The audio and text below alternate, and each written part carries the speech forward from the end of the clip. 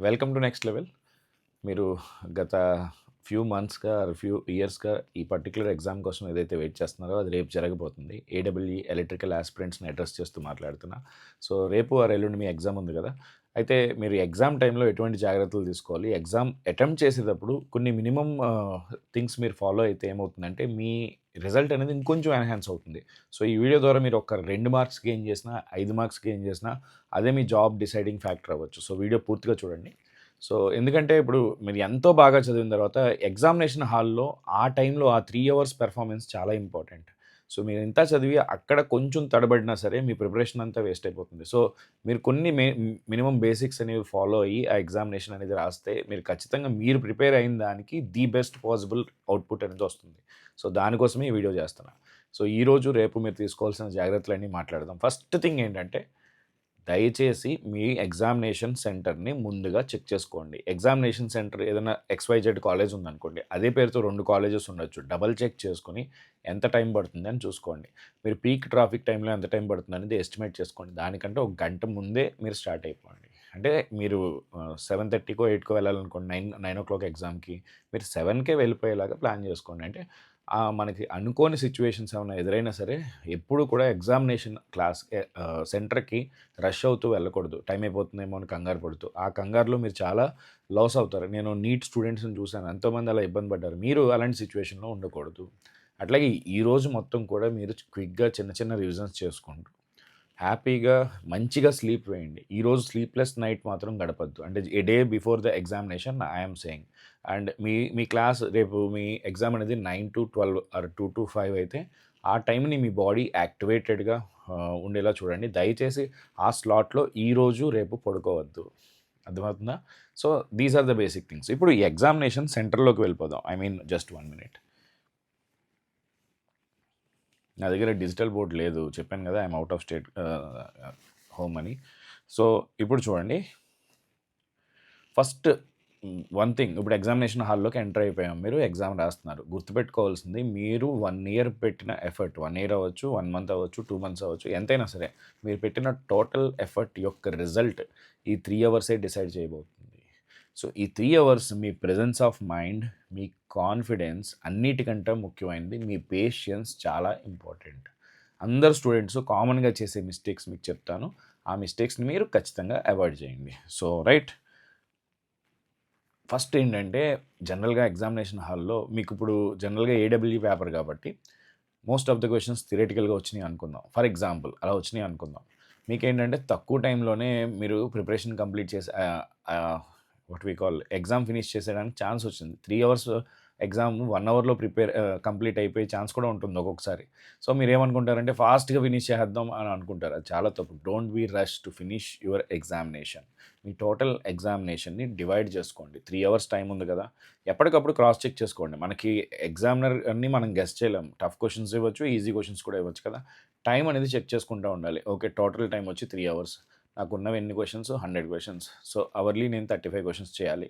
So, every half an hour నేను check చేసుకోవాలి. Around 20 questions చేశానా లేదా? చేసేసాను. Okay. I'm on time. No problem అనుకోండి. అట్‌లీస్ట్ ఒక 15 మినిట్స్ అండ్ 10 మినిట్స్ లాస్ట్‌లో బఫర్ పెట్టుకోండి. అదెందుకంటే మీరు మొత్తం చేసిన పేపర్‌ని ఒకసారి క్రాస్ చెక్ చేసుకోవడం కోసం. ఖచ్చితంగా మీరు అలా క్రాస్ చెక్ చేసుకున్నప్పుడు ఒకటో, రెండో క్వెషన్స్ అరే! ఇది తప్పు పెట్టానే అని మీకు అనిపిస్తది. ఎందుకంటే 99% of the students examination hall నుంచి బయటకొచ్చిన రోజున అనుకుంటారు. ఇది బై మిస్టేక్, సిల్లీ మిస్టేక్‌లో చేసేసాను. ఇది కదా! అక్కడ ఎగ్జామినేషన్ హాల్‌లో తప్పు చేసేసానే అని అనుకుంటారు. ఆ తప్పు మీరు చేయొద్దు. చేయకూడదంటే మీరు ఒక 10-15 మినిట్స్ బఫర్ టైమ్ పెట్టుకోండి. ఇప్పుడు గేట్ లాంటి ఎగ్జామ్‌లో ఏం జరుగుతుందంటే it will take lot of time for solving the questions, numericals. వాళ్ళకసల మళ్ళీ పేపర్ రీచెక్ చేయడానికి కూడా టైం సరిపోదు. మీ కేస్‌లో ఏంటంటే డెఫినెట్‌లీ నా గెస్ ప్రకారం మీకు టైం మిగులుతుంది. సో, ఒక 10-15 మినిట్స్ బఫర్ పెట్టుకొని ఆ టైంని ఎలా యూజ్ చేసుకోవాలంటే మళ్ళీ మీరు పెట్టిన ప్రతి ఆప్షన్ చెక్ చేసుకోవాలి. డబుల్ చెకింగ్ చేసుకోవాలి. కానీ స్టార్టింగే డబుల్ చెకింగ్ చేసుకుంటూ కూర్చున్నారంటే మీరు అన్ని క్వెషన్స్ ఆన్సర్ చేయలేరు. కాకపోతే అటెంటివ్‌గా ఉండండి. మీరు ఆన్సర్ చేస్తున్నప్పుడు హరీగా పెట్టేయకండి ఏది. ఓకే. ఇలా చదివి పూర్తిగా చదవకుండా క్వెషన్ ఆన్సర్ పెట్టేయడం. ఇది క్వెషన్ చదువుతున్నప్పుడే ఆన్సర్ ముందే మైండ్‌లో ఫిక్స్ అయిపోవడం. ఇలాంటివి కామన్‌గా చేసే మిస్టేక్. అంటే మనం క్వెషన్ చదువుతున్నప్పుడే దీని ఆన్సర్ ఇదని మనం ఫిక్స్ అయిపోతాం. పూర్తిగా చదవం. అక్కడ ఏదో చిన్న ట్విస్ట్ ఉంటుంది. ఇలాంటివి జరుగుతా ఉంటాయి. కామన్‌గా ఈ క్వెషన్ నేను ఆల్రెడీ చూసాననేసి వెంటనే పెట్టేయడం. అలాంటివి చేయొద్దు. ఎప్పుడు కూడా ఎగ్జామినేషన్‌లో పేషెన్స్ ఎవరికుంటుందో వాళ్ళే సక్సెస్ అవుతారు. Please understand this care. ఇప్పుడు చూడండి, ఒక 50% of your solution is already done if you read your question properly. మీరు క్వశ్చన్ సరిగ్గా చదివి ఎగ్జామినర్కి ఏం కావాలి ఈ క్వశ్చన్ నుంచి అనేది మీకు అర్థమైనప్పుడు మీకు ఆల్రెడీ 50% ఆఫ్ సొల్యూషన్ అయిపోయినట్టే. కానీ చాలామంది క్వశ్చనే పూర్తిగా సరిగ్గా చదవరు. పేషెన్స్ అంటే ఫాస్ట్గా చదివి ఒక లైన్ ఒక వర్డ్ స్కిప్ చేసి అరే ఇది నేను చూడలేదు అనుకుంటారు. సో మీరు ప్రతి క్వశ్చన్ చదివేటప్పుడు మీ మైండ్కి ఫీడ్ ఇవ్వండి, నేను సరిగ్గా చదవాలి, ఈ క్వశ్చన్ క్లియర్గా చదవాలి అని చెప్పి. అర్థమైందా? సో సెకండ్ థింగ్ ఏంటంటే, ఎప్పుడైనా లెందీ క్వశ్చన్స్ వచ్చేసినాయి అనుకోండి, అవి చూసి భయపడొద్దు. లెందీ క్వశ్చన్ అంటే ఎగ్జామినర్ మనకి ఎక్కువ ఇన్ఫర్మేషన్ ఇస్తున్నాడు. జనరల్గా లెందీ క్వశ్చన్స్కి సొల్యూషన్స్ ఈజీగా ఉంటాయి. సో అది కూడా గుర్తుపెట్టుకోండి. ద సెకండ్ థింగ్ ఏంటంటే, ఎగ్జామ్ రాసేటప్పుడు ఎగ్జామ్కి వెళ్ళే ముందు కానీ ఈ ఒక్క రోజులో కానీ నేను ఇప్పుడు ఈసీ పేపర్ అయిపోయాక దాని అనాలిసిస్ చెప్తాను, కానీ మీ మైండ్ని ఇంపాక్ట్ చేసుకోవద్దు. నిన్న చాలామంది మెకానికల్ గురించి అడిగినా నేను ఎందుకు చేయలేదు అంటే, అట్లాగే కొంతమంది యాప్టిట్యూడ్ నుంచి ఏమొచ్చినాయో చెప్పండి సార్ అంటే, అవే వస్తాయని రూల్ లేదు కదా. సో వాటి గురించి చేసి మిమ్మల్ని డిస్టర్బ్ చేయడం నాకు ఇష్టం లేక ఆ వీడియోస్ చేయలేదు నేను కొన్ని. అయితే చెప్తున్నాను చూడండి, ఎప్పుడు కూడా ఈ ఎగ్జామినర్ని గెస్ట్ చేస్తూ ఎగ్జామినేషన్ హాల్లోకి వెళ్ళొద్దు. పేపర్ ఈజీగా ఉంటుందనో టఫ్గా ఉంటుందనో ఏది మీ మైండ్లో పెట్టుకోకుండానే ప్లెయిన్గా వెళ్ళండి ఎగ్జామినేషన్ హాల్కి.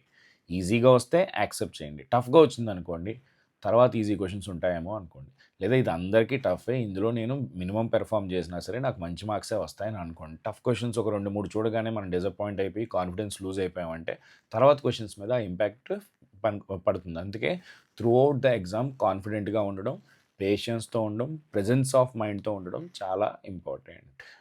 So depends on your particular case. అది అందరికీ వర్కౌట్ అవ్వచ్చు, అవ్వకపోవచ్చు. ఎగ్జామ్కి వెళ్ళేటప్పుడు కొంతమంది ఏం చేస్తారంటే కెఫెయిన్ ఇంటేక్ తీసుకుంటారు. అది కాఫీ కానీ లేదా రెడ్ బుల్ లాంటివి ఎనర్జీ డ్రింక్స్ ఏ ఉంటాయి కదా, అవి తీసుకుంటారు. నేనేం సజెస్ట్ చేయను, ఎందుకంటే నాకు professionally I don't know that particular technicalities తెలియకుండా సజెస్ట్ చేయను, కానీ జరిగేది చెప్తాను. అలా చేస్తే ఏంటంటే వాళ్ళ మైండ్ కొంచెం యాక్టివేటెడ్గా ఉంటుందని ఫీల్ అవుతూ ఉంటారు. అది I don't know it is correct or not. నేనైతే చేసేవాడిని. నేను ఈఎస్సీ ఎగ్జామ్ గేట్ రాసే ముందు కాదు, ఈఎస్సీ ఎగ్జామ్ టైంకి అట్లాగే మార్నింగ్ ఈవినింగ్ అలా 3 రోజులు జరిగేది అప్పుడు ఎగ్జామ్. అందుకని నిద్ర అది రాకుండా I use to take that. Okay. So ఇప్పుడు ఏం చెప్తున్నానంటే, attentive mind is very very very important in the examination. అసలు కొంచెం కూడా డీవియేట్ అవ్వద్దు. మీరు ఎగ్జామినర్ని గెస్ చేయొద్దు. టఫ్గా ఉన్న ఈజీగా ఉన్న పేపర్ని యాక్సెప్ట్ చేస్తూ ముందుకు వెళ్ళిపోవడమే. Throughout the end of the day, end of the game you should be confident. Got it? చలో, ఇప్పుడు ఇంకొకటి ఏంటంటే,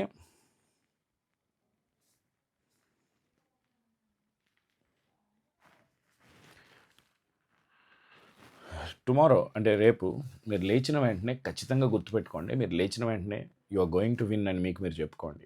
tomorrow you are going to win for sure. మీ ఎగ్జామ్ రాసే రోజు yes I'm going to do it, I'm going to make it అని 10 సార్లు మనసులో అనుకుని మీరు లేచిన వెంటనే ఫస్ట్ థింగ్ అదే ఉండేలా చూసుకోండి. ఎందుకంటే మీ కాన్ఫిడెన్స్ మీకు రిజల్ట్స్ ఇస్తుంది. మీరు కాన్ఫిడెంట్గా లేకుండా అండర్ కాన్ఫిడెంట్గా ఉంటూ మీకు మార్క్స్ వస్తూ ఉంటాయి, మీరు క్వశ్చన్స్ చేస్తూ ఉంటారు, నేనే ఇన్ని చేసేస్తుంటే నా పక్కనోడు ఎన్ని చేసేస్తున్నాడో అనుకుంటారు. ఇది సరిపోతుందా లేదా ఎగ్జామ్ రిజల్ట్ కానీ ఆలోచిస్తారు. అలా ఆలోచనతో మీరు ఎప్పుడూ ఎగ్జామ్ రాయొద్దు. ఎగ్జామ్ రాసేటప్పుడు ఈ క్వశ్చన్కి ఆన్సర్ ఏంటి ఇంతవరకే మనం ఆలోచించాలి. పొరపాటున మీరు బాగా చదివిన క్వశ్చన్ బాగా చదివింది మీకు గుర్తు రాలేదు, డిసప్పాయింట్ అవ్వద్దు. అది కామనే, 100కి 99 మందికి అది జరిగేదే.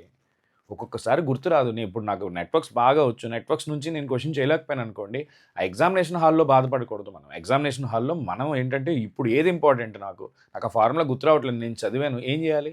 గుర్తొస్తే వెళ్ళండి, గుర్తు రాకపోతే నెక్స్ట్ క్వశ్చన్కి వెళ్ళిపోండి. ఎప్పుడు ఒకే క్వశ్చన్ మీద ఎక్కువ టైం స్పెండ్ చేయకండి. ఒక క్వశ్చన్ మీద మీరు 10 నిమిషాలు 15 నిమిషాలు స్పెండ్ చేస్తున్నప్పుడు గుర్తుపెట్టుకోండి ఏంటంటే నేను టైం వేస్ట్ చేస్తున్నాను. సక్సెస్ఫుల్ ఎగ్జామినర్ ఎప్పుడు మీ టైం ఎలా కిల్ చేయాలని చూస్తారు. అంటే ఎగ్జామ్ పాయింట్ ఆఫ్ వ్యూ చెప్తున్నాను. సో మీరు కావాలంటే ఈ క్వశ్చన్ తర్వాత చూడాలని అనుకున్న వాటిని స్క్రిబుల్ ప్యాడ్ మీద నెంబర్స్ రాసుకోండి. ఫస్ట్ సింపుల్గా అయిపోయేవన్నీ ఆన్సర్ చేసుకుంటూ వచ్చేయండి. ఈ క్వశ్చన్ కొంచెం ఎక్కువ టైం పడుతుంది అనుకునేది స్క్రిబుల్ ప్యాడ్ మీద నెంబర్ రాసుకుని మళ్ళీ వెనక్కి రండి. That is one strategy. So జనరల్గా కొంతమంది ఏం చెప్తారంటే ఫస్ట్ ఈజీ సబ్జెక్ట్స్ చేసుకోండి, తర్వాత టఫ్ సబ్జెక్ట్స్ చేసుకోండి అంటారు. కానీ అది వెతకడం కష్టం అవుతుంది మీకు, దానికి టైం వేస్ట్ అయిపోతుంది. సో మీరు ఫ్లోలో వెళ్ళిపోండి. ఫస్ట్ స్ట్రెస్లో అన్నీ చేసేయగలిగితే చేసేయండి. ఏదైనా క్వశ్చన్ ఎక్కువ టైం పడుతుంది అనుకోండి, దాన్ని మార్క్ పెట్టుకోండి. క్వశ్చన్ మీ స్క్రిబుల్ ప్యాడ్ ఇస్తారు కదా, దాని మీద రాసుకోండి. ఓకే, ఇది నేను మళ్ళీ వెనక్కి వచ్చి చూసుకోవాలి అని చెప్పి. సో ఫస్ట్ టైం అయిపోయాక వెనక్కి వచ్చు, కానీ ఆన్సర్ పెట్టే ముందు చాలా అటెంటివ్గా పెట్టండి. క్వశ్చన్స్ మొత్తం రాసేసాక go back and also double check your answers. This is double చెక్లో అట్లీస్ట్ ఒక 2 క్వశ్చన్స్ మీరు తప్పు పెట్టారని మీకు అనిపించినా, తెలిసినా, మీరు మార్చాల్సి వచ్చినా ఆ 2 మార్క్స్ మీ జాబ్ని డిసైడ్ చేయొచ్చు. అర్థమవుతుందా?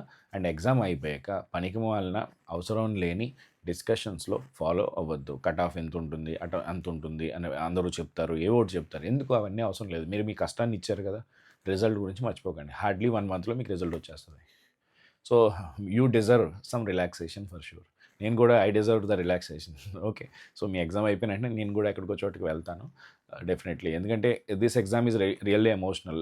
లైక్ అంటే నోటిఫికేషన్ రాకముందు నుంచి ఐ హోప్ యూట్యూబ్‌లో మీరు వీడియోస్ చూసుంటే I'm the first person who guessed about this particular notification. నేనే ఫస్ట్ చెప్పాను యూట్యూబ్‌లో. నాకు నాకు తెలిసినంత వరకు నేనే చెప్పా. స్టూడెంట్స్ కూడా అదే అన్నారు. సో, స్టార్టింగ్ నుంచి ఎండింగ్ వరకు ఒక స్టూడెంట్స్‌కి I gave a end to end support whether it is a paid or free. So, I feel emotional. నా స్టూడెంట్స్ ఈసారి ఖచ్చితంగా సక్సెస్ అవ్వాలి and I felt it from whole heartedly I'm feeling that. So, మీరందరూ success అవ్వాలని నేను మనస్ఫూర్తిగా కోరుకుంటున్నాను. All the very best. Video length ఎక్కువ ఉండకూడదు. ఎందుకంటే ఇక్కడ తక్కువ టైంలోనే మీకు అన్నీ చెప్పాలి. మీ టైం అనేది చాలా చాలా వాల్యుబుల్. కావాలంటే ఈ వీడియో కూడా 2xలో చూడండి. సారీ అయిపోయాక చెప్తున్నాను ఇది. So, sorry for that. Anyway, all the very best guys. You are going to rock for sure. Definitely you are going to succeed in this particular examination. So, Vijay Baba. Okay, all the best.